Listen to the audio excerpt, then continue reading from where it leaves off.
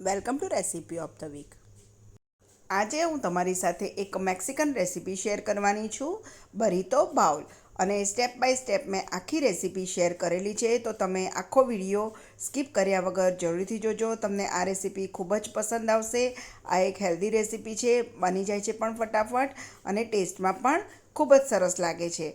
તો બરીતો બાઉલ માટે મેં મેક્સિકન રાઈસ બનાવ્યા છે, રાજમા કરી, સોર ક્રીમ અને અનકુકડ સાલસા બનાવ્યા છે. તો સ્ટેપ બાય સ્ટેપ મેં બધું શેર કરેલું છે, તો તમે આખો વિડીયો જરૂરથી જોજો. તો સૌથી પહેલાં આપણે થોડી તૈયારી કરી દઈશું. તો તૈયારીમાં મેં 1 કપ બાસમતી ચોખા લઈ લીધા છે, જે મેક્સિકન રાઈસ બનાવવા માટે લીધા છે. અને એને આપણે પાણીથી 2 થી 3 વખત ધોઈ અને અડધો 1 કલાક માટે પલળવા માટે મૂકી દઈશું. તમારે બરીતો બાઉલ બનાવવાનો હોય તો 2 થી 3 કલાક પહેલાં આ રીતે રાઈસ બનાવી અને મૂકી દેવાના, જેથી રાઈસનો દાણો એકદમ છૂટો છૂટો રહે. હવે ચોખા મેં સરસ રીતે પલાળી દીધા છે અને હવે આગળની બીજી તૈયારી જોઈશું. તો મેં રાજમા લીધા છે, લગભગ 5 કપ જેટલા રાજમા મેં લગભગ 7 થી 8 કલાક પાણીમાં પલાળી રાખ્યા હતા. હવે રાજમાને મેં ધોઈ લીધા છે અને પ્રેશર કુકરમાં આ રાજમા લઈ લઈશું. અને જેટલા રાજમા લીધા છે એનાથી 3 ગણું પાણી ઉમેરી, સ્વાદ પ્રમાણે મીઠું ઉમેરી અને 6 થી 7 વિસલ લગાવી અને રાજમાને સરસ રીતે બાફવા માટે મૂકી દઈશું. તો આ રીતે આપણે સાઈડમાં નાની નાની તૈયારી કરી અને પછી જ્યારે બરીતો બાઉલ બનાવીશું તો ફટાફટ બની જશે. તો 6 થી 7 વિસલમાં રાજમા બફાઈ જશે. હવે કરીશું સોર ક્રીમ માટેની તૈયારી. તો મેં અત્યારે ઘરનું ફ્રેશ 200 ગ્રામ દહીં લઈ લીધું છે અને આ દહીંમાં થોડું ઘણું પાણી છૂટેલું હોય છે. અને આમાં આપણે હંકળ એટલે કે દહીંનો જે ગાઢો મસ્કો હોય, શ્રીખંડ માટેનો જે મસ્કો હોય એ રીતનું આપણે દહીં જોઈએ. તો મેં આ રીતે એક બાઉલ લઈ લીધો છે, એની પર કાણાવાળી આ રીતે જે ગળણી હોય ચાની એ લઈ લીધી છે અને એની અંદર આ દહીં લઈ લીધું છે. અને આ રીતે વાડકા સાથે જ આપણે આ રીતે ફ્રીઝમાં 1-8 કલાક માટે મૂકી દેવાનું, જેથી વધારાનું બધું જ પાણી જે દહીંમાં હોય એ નીકળી જશે અને એકદમ ઘટ્ટ મસ્કો તૈયાર થઈ જશે. અડધો કલાક પછી ચોખા પલળી ગયા છે, તો જેટલા ચોખા લીધા હતા એનાથી 4 ગણું પાણી મેં તપેલીમાં લઈ લીધું છે. 1 ટીસ્પૂન મીઠું લઈ લીધું છે અને એમાં પલાળેલા ચોખા ઉમેરી દીધા છે. અને હવે આપણે જે રીતે બિરયાની અને પુલાવ માટે ભાત બનાવીએ એ રીતે ભાત આપણે ઓસાવીને બનાવી દેવાના છે. તો જ્યારે મેક્સિકન રાઈસ બનાવવાના હોય તો 1-8 કલાક પહેલાં ભાતને ઓસાવીને મૂકી દેવાના, જેથી દાણે દાણો છૂટો રહે. હવે ચોખા સરસ રીતે બફાઈ ગયા છે, ગેસની ફ્લેમ મેં બંધ કરી દીધી છે અને આ રીતે કાણાવાળા ટોપલામાં મેં લઈ લીધા છે. અને હવે 1-8 કલાક માટે આપણે નીતરવા માટે મૂકી દઈશું. તો 1 કલાક થઈ ગયો છે અને હવે આપણે મેક્સિકન રાઈસ બનાવી દઈશું. તો એક નોનસ્ટિક કઢાઈમાં મેં લગભગ 2 ટીસ્પૂન જેટલું તેલ લઈ લીધું છે. ખૂબ જ ઓછા તેલમાં આ મેક્સિકન રાઈસ બની જશે. 1 ટીસ્પૂન જેટલું એકદમ બારીક કાપેલું લસણ લઈ લીધું છે અને હવે એમાં 1 ટીસ્પૂન જેટલા મેં ચીલી ફ્લેક્સ ઉમેરી દીધા છે. વઘારમાં જ ચીલી ફ્લેક્સ ઉમેરી દેવાના છે અને સહેજ સાંતળી દેવાનું છે આ રીતે.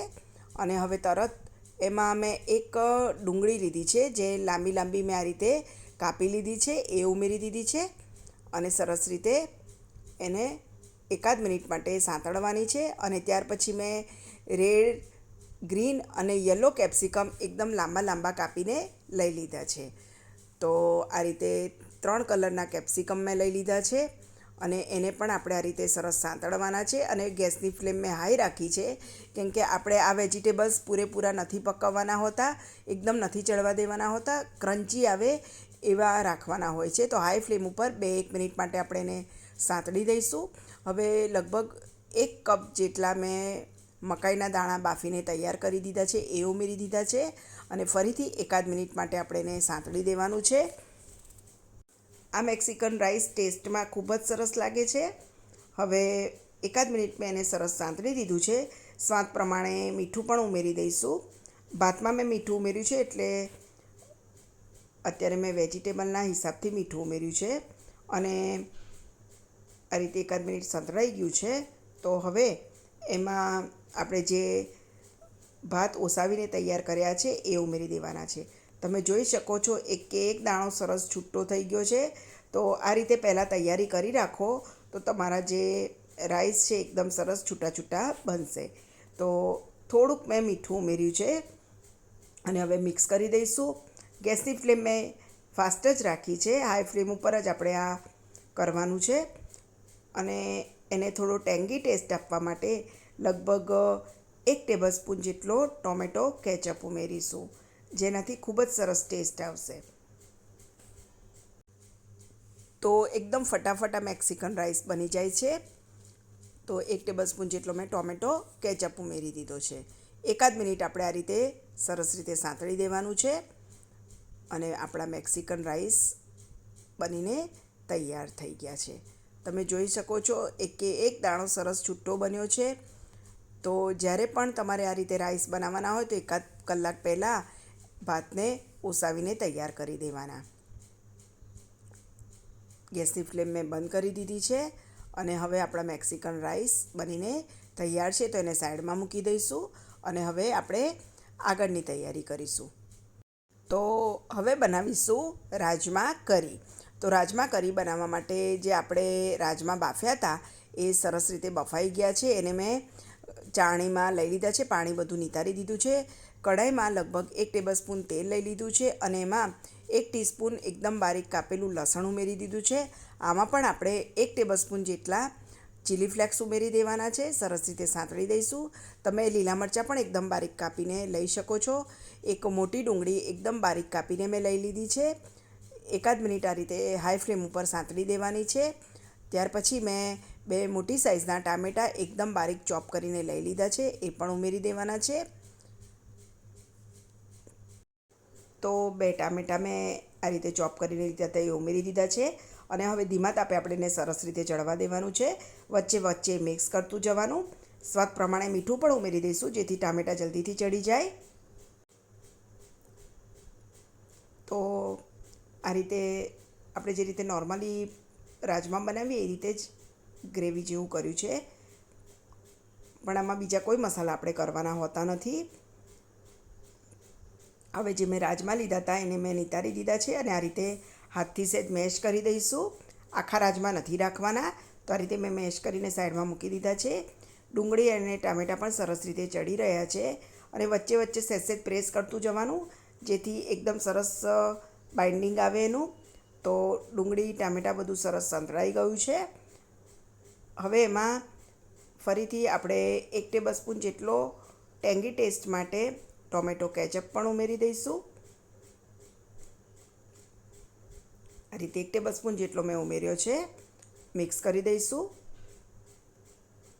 અને હવે જે આપણે રાજમા મેશ કરીને તૈયાર કર્યા છે એ ઉમેરી દેવાના છે. આ રીતે ફરીથી મિક્સ કરી દઈશું. આ રીતે મિક્સ કરી દઈશું અને થોડુંક પાણી ઉમેરી દઈશું. આમાં આપણે એકદમ ગ્રેવી પણ નથી રાખવાની, થોડુંક ઘટ્ટ જ રાખવાનું છે. તો આ રીતે થોડુંક પાણી ઉમેર્યું છે, લગભગ અડધા કપ જેટલું પાણી ઉમેરી દીધું છે અને 3 થી 4 મિનિટ આપણે એને સરસ રીતે ઉકળવા દઈશું. અડધી ટીસ્પૂન જેટલું મેં લાલ મરચું પાવડર ઉમેર્યું છે. ઓપ્શનલ છે, કેમ કે આપણે ચીલી ફ્લેક્સ પણ ઉમેર્યા છે. તીખાશ તમને જે પ્રમાણે પસંદ હોય એ પ્રમાણે તમે લઈ શકો છો. તો 3 થી 4 મિનિટ મેં સરસ રીતે એને ઉકળવા દીધું છે. તૈયાર થઈ ગયું છે. તો છેલ્લે બારીક કાપેલી કોથમીર ઉમેરી દીધી છે અને મિક્સ કરી દઈશું. આ ઓપ્શનલ છે, બારીક કાપેલી કોથમીર ના ઉમેરો તો પણ ચાલે. અને હવે ગેસની ફ્લેમ બંધ કરી દઈશું અને એને પણ સાઈડમાં મૂકી દઈશું. તો રાજમા કરી તૈયાર છે. હવે આપણે બનાવીશું સોર ક્રીમ. તો આપણે જે હંકડ બનાવવા માટે ફ્રીઝમાં દહીં મૂક્યું હતું એ એકદમ સરસ જામી ગયું છે. તમે જોઈ શકો છો એકદમ સરસ મસ્કો બનીને તૈયાર થઈ ગયો છે. તો આ રીતે ચમચીથી તોડી લઈશું. હવે એમાં અડધી ટીસ્પૂન કાળા મરીનો પાવડર ઉમેરી દીધો છે. સ્વાદ પ્રમાણે મેં મીઠું ઉમેર્યું છે અને સોર ક્રીમ છે એટલે 1 લીંબુનો રસ ઉમેર્યો છે. તમારું દહીં કેવું ખાટું છે એના ઉપર આધાર છે. અને આ જે સોર ક્રીમ હોય છે એકદમ ખાટું હોય છે. અત્યારે મેં 1 લીંબુનો રસ ઉમેર્યો છે અને ફરીથી બધું જ સરસ રીતે મિક્સ કરી દીધું છે. તો એકદમ સરસ આપણું સોર ક્રીમ બનીને તૈયાર થઈ ગયું છે. એને આપણે ફ્રીઝમાં મૂકી દઈશું. જ્યારે સર્વ કરવાનું હોય ત્યારે જ ફ્રીઝમાંથી કાઢવાનું. તો એકદમ ખાટું સોર ક્રીમ બનીને તૈયાર છે. તો હવે આપણે બનાવીશું અનકુક્ડ સાલ્સા. તો એની તૈયારી કરી દઈએ. તો એના માટે મેં એક ડુંગળી મોટી સાઇઝની લીધી હતી, એને એકદમ બારીક આ રીતે ચોપરમાં ચોપ કરી દીધી છે. એક ટામેટું બારીક ચોપ કરી દીધું છે અને એમાં સ્વાદ પ્રમાણે આપણે મીઠું ઉમેરી દેવાનું છે અને થોડી બારીક કાપેલી કોથમીર ઉમેરી દીધી છે અને 1 ટીસ્પૂન રેડ ચીલી ફ્લેક્સ ઉમેરી દીધા છે. બધું બરોબર મિક્સ કરી દેવાનું છે અને સહેજ ટામેટાને આ રીતે આપણે પ્રેસ કરવાનું છે, જેથી સહેજ પાણી છૂટે અને ખાવાની પણ મજા આવે. તો આ રીતે 2-1 મિનિટ માટે મેં એને સહેજ પ્રેસ કર્યું હતું અને સરસ રીતે મિક્સ કરી દીધું હતું.